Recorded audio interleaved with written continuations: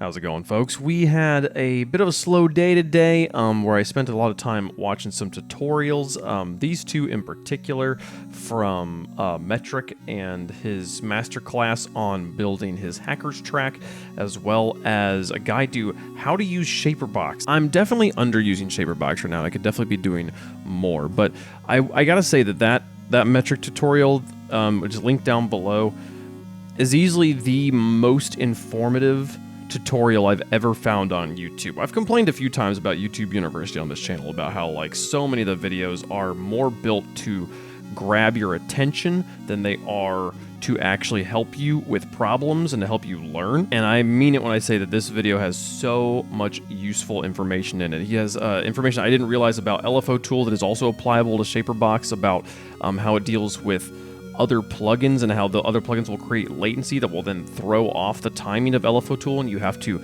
compensate for that. And I did some research into Shaperbox, which is how I got into the other tutorial. But on their website, I found them talking about the latency issue as well, and they recommend you always build everything, time it to MIDI to trigger your Shaperbox effects instead of having it just rely on the internal clock, especially in Logic. This is a problem. If you don't know what I'm talking about, it's okay. It's very nerdy stuff, but it's specific. You're trying to get the volume. You use Shaperbox to carve volume out of sounds so that there can be space for other sounds. And if that effect is in any way being delayed and not actually starting at exactly the moments when you want it to, it's going to not do what you need it to. He literally walks through how he builds a drum sample. Like, I just bought Splice and I was just enjoying, like, the other day, I think maybe yesterday, like how effective how much better I could build a drum and bass groove, or how much more quickly and I could build it just by grabbing other people's samples. But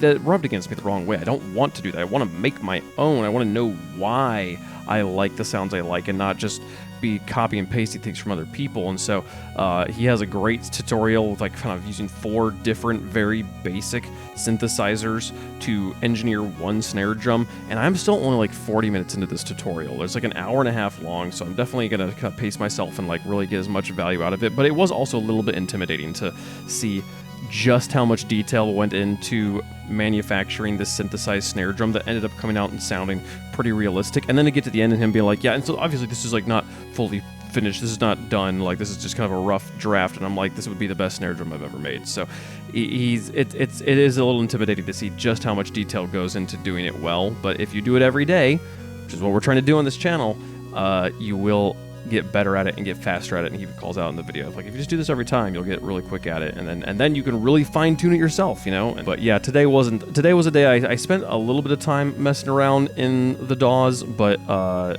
more so kind of like practicing some piano even, as something I've kind of picked up on the side. So the tutorials will definitely count for the challenge today, but hopefully we get into making some more music tomorrow. Thanks so much for watching. See you guys the next day.